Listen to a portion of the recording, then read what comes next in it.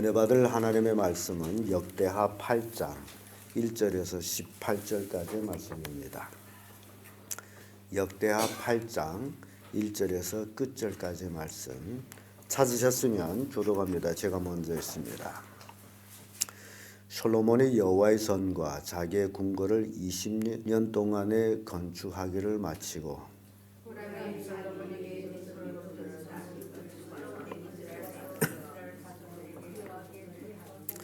솔로몬이 가서 하마소바를 쳐서 취하고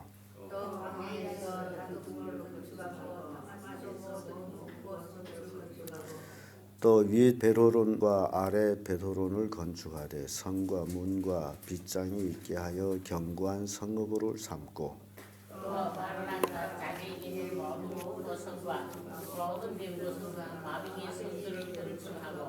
솔로몬이 또 예루살렘과 레바논과 그 다스리는 온 땅에 건축하고자 하는 것을 다 건축하니라. 무릇 이스라엘이 아닌 헷 족속과 아모리 족속과 브리스 족속과 휘 족속과 여부스 족속이 남아 있는 자. 이스라엘 자손이 못하였으므로 이 동양함에 있는 그 자손들을 솔로몬이 영혼을 삼아 오늘날까지 이르렀으되 오직 이스라엘 자손은 솔로몬이 노예로 삼아 일을 시키지 아니하였으니 저희는 군사와 장관의 두목과 그 병거와 마병이 장관이 됨이라. 솔로몬 왕이 평당을 감독하는 자가 250인이라 저희 백성을 다스렸더라. 솔로몬이 바로의 딸을 데리고 다윗성에서부터 저를 위하여 건축한 궁에 이르러 가로되 내 아내가 이스라엘 왕 다윗이 궁에 거하지 못하리니 이는 여호와의 궤가 이런 곳은 다 거룩함이니라 하였더라. 솔로몬이 남편과 편지하는 여호와의 단위에 여호와께 번제를 드리되 모세의 명을 쫓아 매일에 합의한 대로 안식일과 월삭과 정한 절기 곧 1년의 세 절기 무교절과 칠칠절과 초막절에 드렸더라.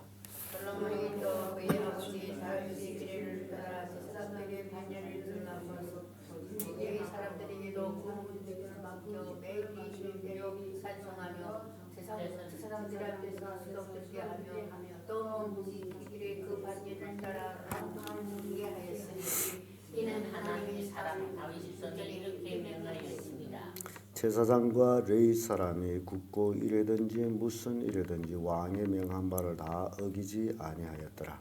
솔로몬이 여호와의 전에 기지를 쌓은 날부터 조금한까지 검내고 완비하였으므로 여호와의 전이 결점이 없이 필력하였느니라. 때에 솔로몬이 에돔 땅 바닷가에서 옹게벨과 엘롤에 이르렀더니 후람이 그의 종에게 하여 바닷가를 아는 성들을 보내매 저희가 솔로몬의 종과 함께 오빌이 누려 그래서 거기서 450달란트를 얻고 솔로몬 왕에게로 가져왔더라. 아멘.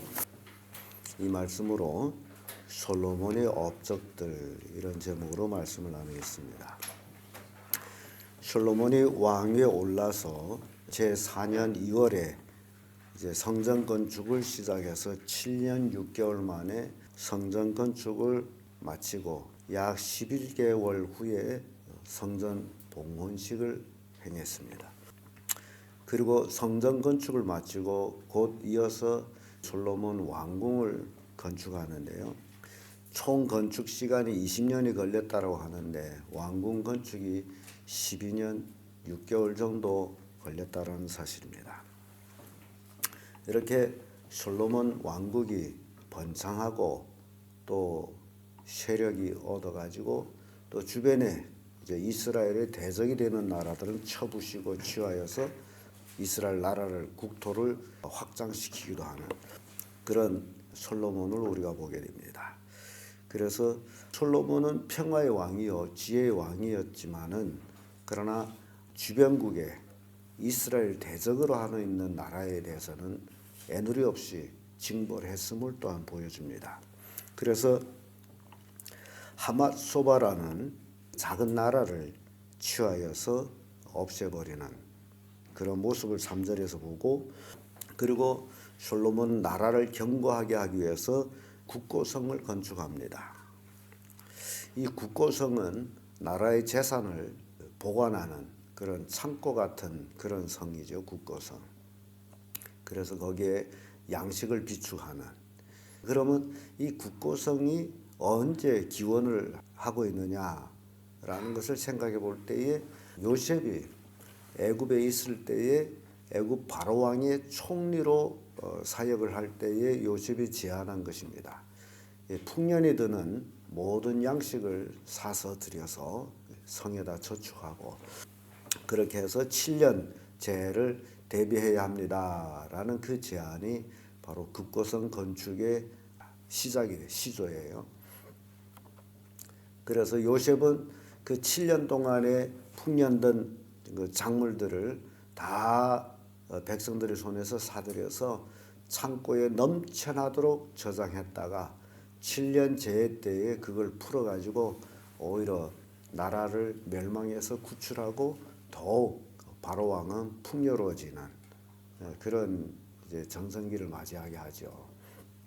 그래서 이 국고성 건축은 바로 요셉으로부터 기원을 하고 있는데 솔로몬이 이 나라 번영할 때에수록 더욱 국고성을 건축해야 될 것을 그가 느끼고 국고성을 건축했던 모습을 봅니다.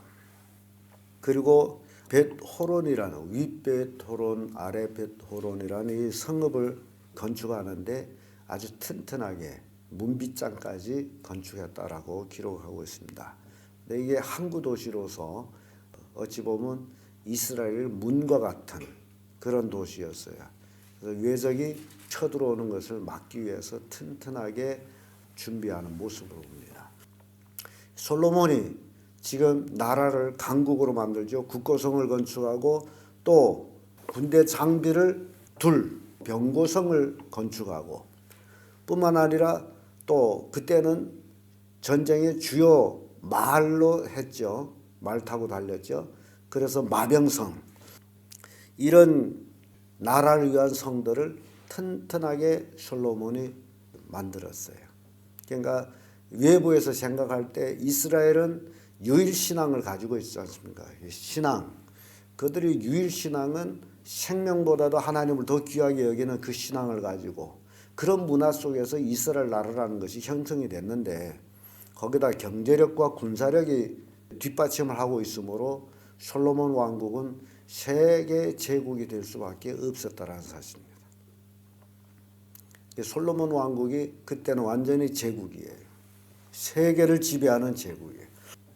이게 그 솔로몬 왕국을 우리가 볼 때에 볼 수 있는 것들입니다. 그리고 나서 솔로몬은 외교적인 그 정치로 인해 가지고 외국의 공주들을 많이 데려왔어요. 그래서 아내로 삼았는데요. 오늘 본문에 나오는 11절의 말씀 보면 솔로몬이 애굽 공주를 아내로 맞이했는데 이 아내를 다윗성에 둘 수가 없어. 그래서 다윗성 예루살렘 밖에 궁궐을 지어가지고 아내를 거기에 있게 합니다. 그러면서 그 원인을 얘기해요. 11절에 솔로몬이 바로의 딸을 데리고 다윗성에서부터 저희를 위하여 건축한 궁에 이르러 가로되 내 아내가 이스라엘 왕 다윗 궁에 거하지 못하리니 이는 여호와의 궤가 이런 곳은 다 거룩함이니라 하였더라. 굉장히 중요한 얘기를 여기서 비춰줍니다.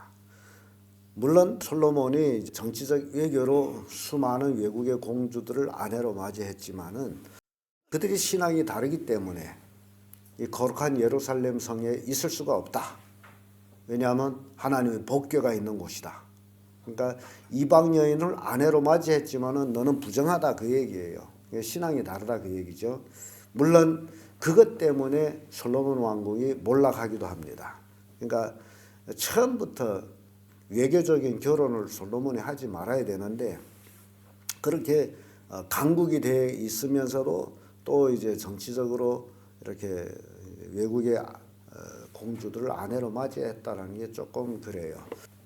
외국의 공주들을 아내로 삼다 보니 이들이 자기 신들을 다 가지고 이스라엘 나라에 들어옵니다.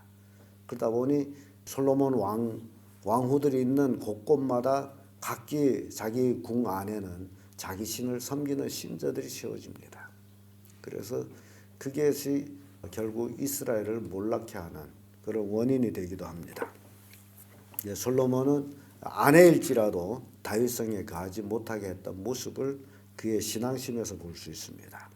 그리고 솔로몬의 업적들을 보게 되면 율법의 규례들을 회복을 시키는 겁니다. 매 안식일 이제 제사를 드리는 것, 그리고 월삭 제사를 드리는 것, 그리고 이스라엘 3대 절기, 무교절, 칠칠절, 초막절. 이 절기는 이스라엘 모든 남자는 다 하나님 앞에 나와야 되는 그런 절기예요. 1년에 3번 쉬는 절기예요. 그래서 이런 안식일, 월삭, 무교절, 칠칠절, 초막절, 거기에 또 나가서 유월절, 또 불임절 등등 이스라엘 절기가 참 많습니다. 그래서 그런 절기들을 다 이스라엘 백성들은 철저하게 지키는데요. 그래서 도대체 이스라엘 백성들이 1년의 절기가 도대체 얼마나 되느냐. 거기서 공부한 분이 하는 얘기를 들었더니 1년의 근 반년은 절기라는 겁니다. 그러면 1년에 일하는 날짜는 얼마나 돼요? 반년이에요.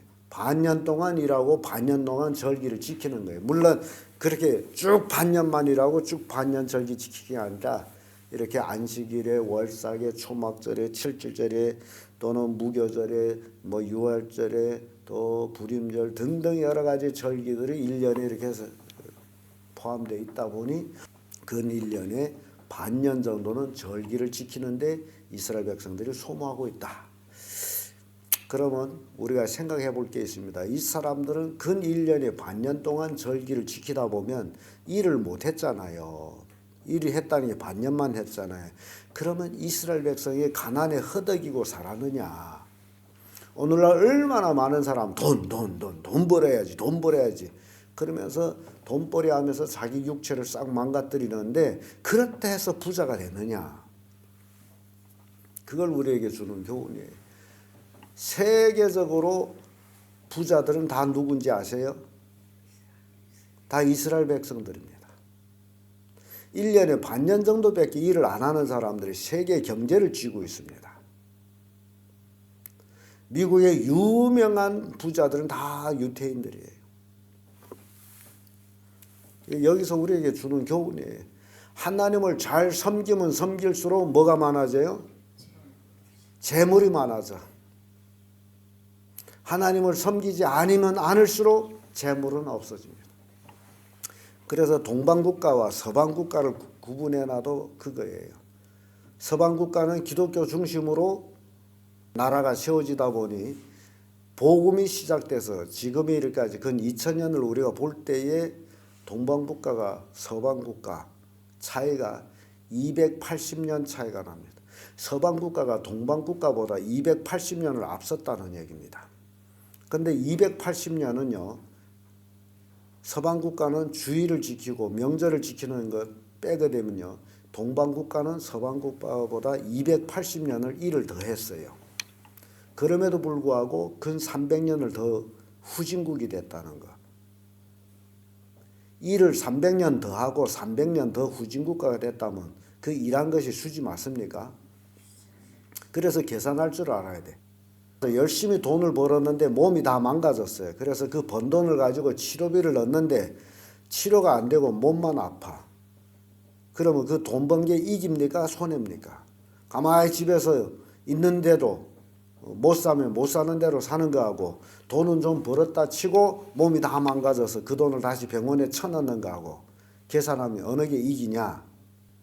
여기에 사람의 지혜가 있습니다. 돈을 버는 숫자에만 신경 쓰면 안 돼요. 잃는 것을 생각해야 돼요. 이렇게 솔로몬은 바로 종교적인 정책을 확실하게 펴니다. 하나님의 중심적인 종교 정책을 실시합니다. 나라가 부흥하자면, 나라가 창대해지자면 바로 이 종교 정책이 잘 돼 있어야 됩니다. 그래야 나라가 창대해져요. 솔로몬은 이렇게 자기 왕국을 완전히 유일신앙, 하나님을 섬기는 율법의 규정들을, 규례들을 다 회복을 시켜서 실시를 하는 거예요. 뿐만 아니라 부친이 정한 정규를 쫓아요. 아버지가 돌아가셨음에도 불구하고 아버지가 만들어 놓은 그 법규를 그대로 지켰다는 거예요. 이게 효자 아닙니까? 제사장 반차, 레위인 반차, 찬양대 반차, 문지기 반차, 이 모든 반차를 그대로 다 실시를 해요. 그러니까 레위인들이 존대받는 거죠. 그래서 나라가 부흥하고 나라가 축복받는 것은 레위인들이 존대받을 때에 이루어진다는 겁니다. 솔로몬 왕국 당시에 레위인들은 최고의 대접을 받았어요. 왜냐하면 그들은 하나님을 섬기는 자들이기 때문에. 이와 같이 오늘날도 마찬가지예요. 오늘날도 내 가족이 축복받는 길은 주의 종에 대한 레위를 철저하게 실시할 때에 이루어진다는 겁니다. 주의 종을 무시하면서 절대 자기 가족이 잘 될 수는 없습니다. 이거는 성경이 가르치는 법이에요. 그래서 모든 좋은 것을 주의 종과 함께 하라고 성경은 가르치고 있어요. 이게 솔로몬이 부친이 정규를 쫓아 행한 업적이에요. 이렇게 솔로몬은 하나님을 섬기다 보니 지혜가 충만해 가지고 솔로몬이 성전을 건축할 때에 재료를 완벽하게 준비했으므로 건축하는 동안에 재료가 결핍해 가지고 시공이 정지된 일이 없습니다.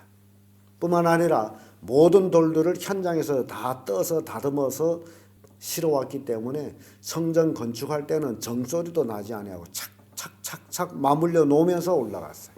기가 막힌 이제 건축을 한 거예요. 그리고 이제 후람이 솔로몬에게 가치 없는 성을 준 것을 솔로몬은 가치 있는 성읍들로 건축을 하죠. 뿐만 아니라 또 후람을 통해 가지고 오빌의 금 450달란트나 또 얻게 됩니다. 이렇게 솔로몬 왕국은 물질적으로, 군사적으로, 종교적으로 대흥성하는 그런 왕국으로 만들어지고 있습니다. 우리는 솔로몬의 업적을 이렇게 살펴봤습니다. 평화의 왕이지만은 적에 대한 단호히 징벌을 했던 솔로몬, 그리고 모세의 율법이 그대로 회복시켜서 실시했던 솔로몬, 또한 아버지 정한 정규를 어기지 아니하고 그대로 또 활용했던 솔로몬, 이런 모습들을 보면서 오늘날 우리 그리스도인들은 철저하게 하나님의 말씀에 순종하는 삶을 살 때에 솔로몬 같은 크나큰 축복을 받을 수 있음을 우리에게 교훈하고 있습니다. 여러분들이 이 하나님 말씀의 순종이라는 것이 힘든 것 같고 어려운 것 같은데 실은 그렇지를 않습니다. 그 순종이 곧 내 가족의 축복으로 이어진다라는 사실. 여러분들이 이러한 축복의 삶을 사시기를 솔로몬 업적을 통해서 배우기를 예수님 이름으로 축복합니다.